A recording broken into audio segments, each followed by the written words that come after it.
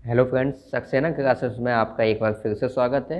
आज मैं आप लोगों के लिए class 10th MP board general English का इंग्लिश लेके आया हूँ। चैप्टर सेकंड के क्वेश्चन आंसर। इस चैप्टर का नाम है द पावर ऑफ डिटर्मिनेशन। तो चलिए मैं बड़े ही सरल रूप में आप लोगों को इसके क्वेश्चन आंसर समझाऊंगा। मैं हिंदी में भी बताऊंगा, बहुत ही सरल रूप में आप लोगों को प्रस्तुत करूंगा। तो चलिए लेट्स स्टार्ट करते हैं हम लोग इसके क्वेश्चन आंसर। तो पहले शॉर्ट आंसर टाइप क्वेश्चन करेंगे हम लोग। तो फर्स्ट क्वेश्चन है इसका, what was the duty of the little boy, यानी कि छोटे लड़के का क्या कर्तव्य था, क्या कर्तव्य था उसका।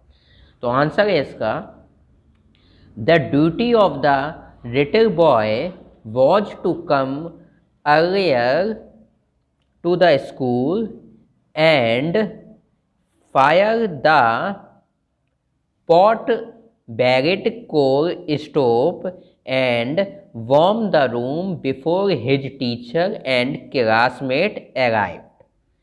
यानी कि हम कह सकते हैं छोटे बालक का प्रातः विद्यालय में अपने शिक्षक व सहपाठियों से पूर्व आकर अंगीठी, एक स्टोव होता था पुराने ज़माने में रूमों में, अंगीठी को जलाकर कक्षा को, रूम को क्या करना था, गर्म करना था।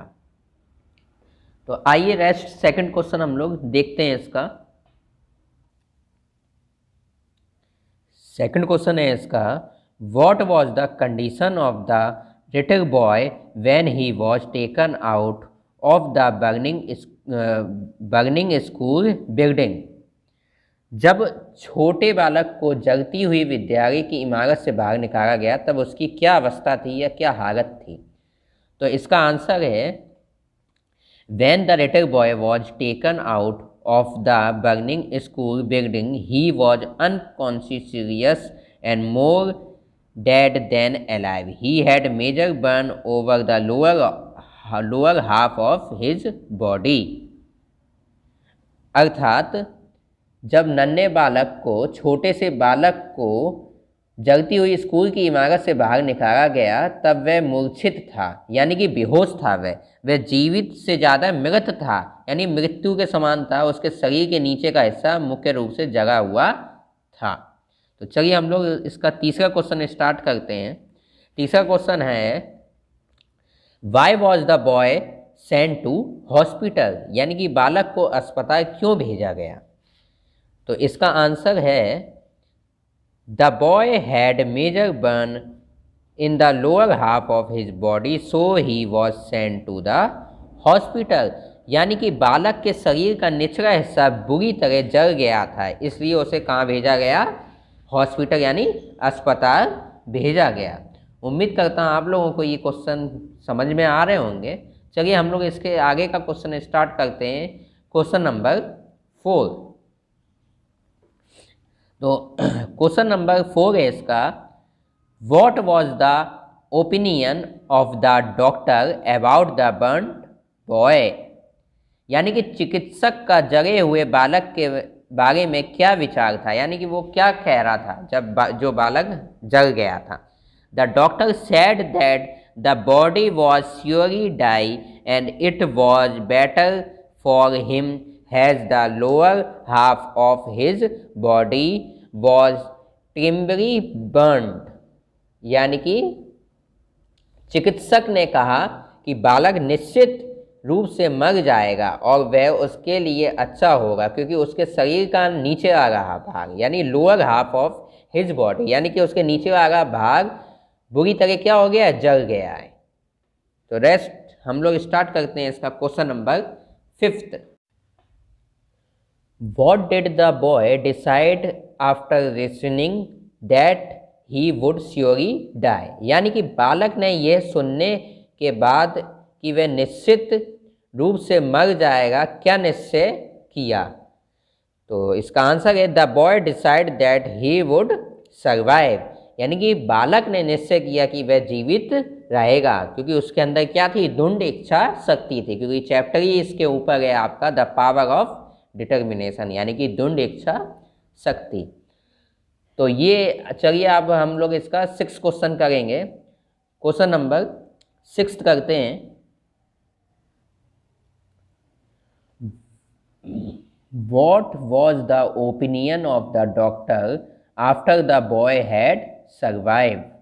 यानी कि बालक के जीवित रहने पर चिकित्सक का क्या मत था, यानी डॉक्टर का क्या मत था।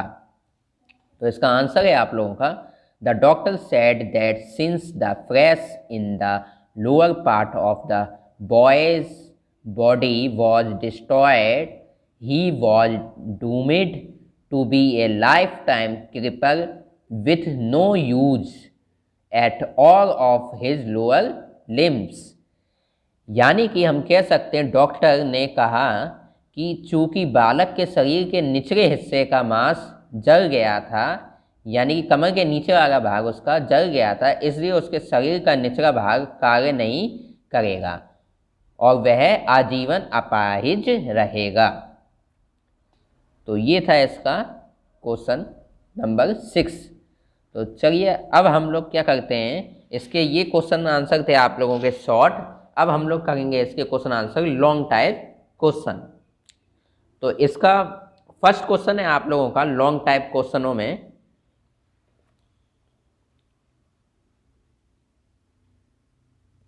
What was the effect of the doctor's word on the terribly burned boy.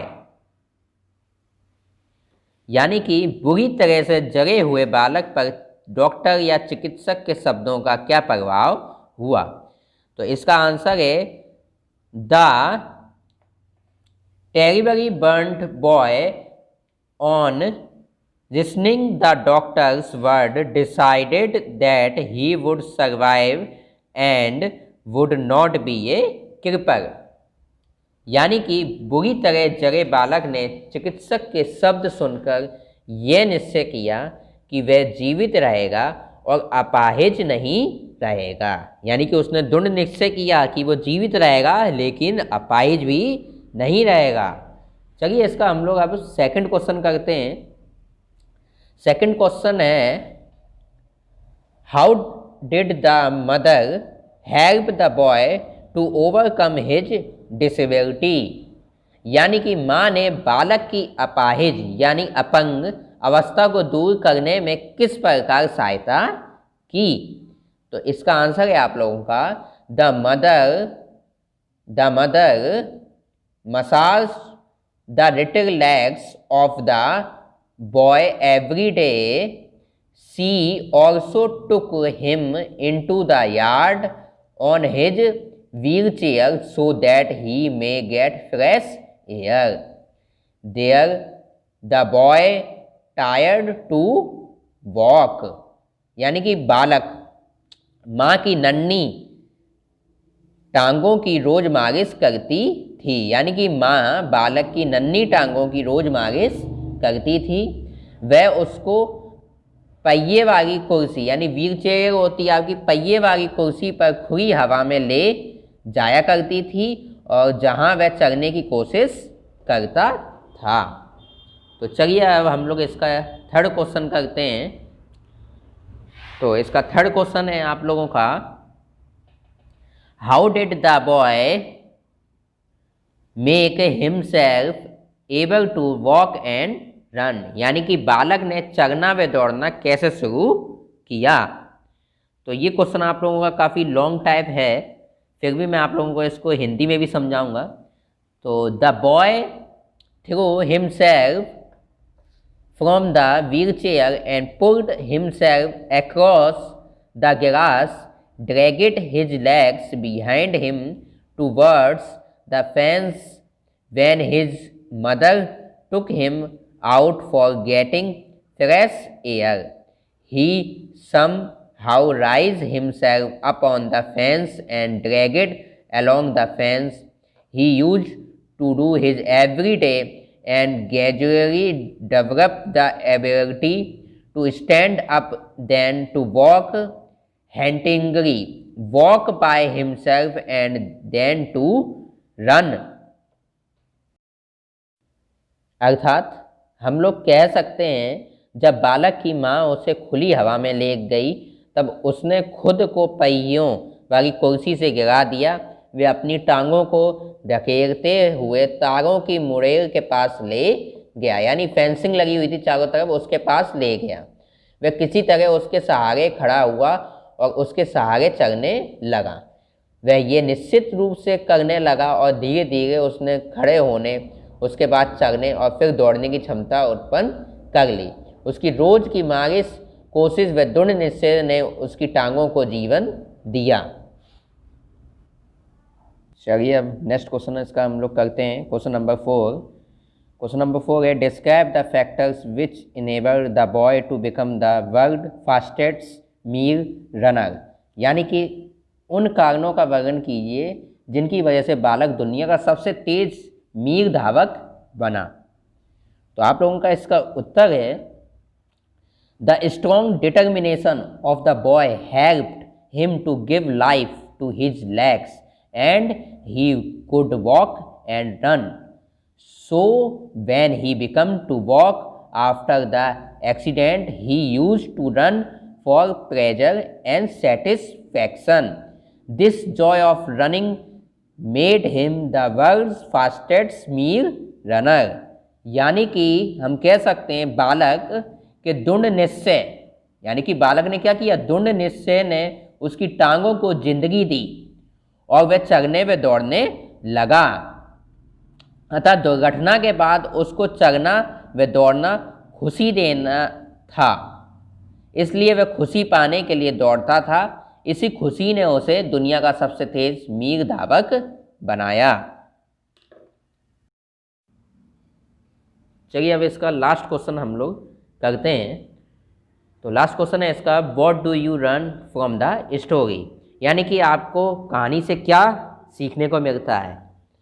तो उसका आंसर है आप लोगों का, the story shows that a person can achieve anything if he has strong determination, no difficulty stand in front of it, यानी कहानी ये दर्शाती है कि व्यक्ति अपने दृढ़ निश्चय से कुछ भी पा सकता है, यानी कि उसके अंदर दृढ़ निश्चय होना चाहिए, वो कुछ भी कर सकता है, कुछ भी पा सकता है और कोई भी परेशानी उसके दृढ़ निश्चय के सामने नहीं टिक सकती, यानी कि वो कुछ भी कर सकता है दृढ़ निश्चय के सामने।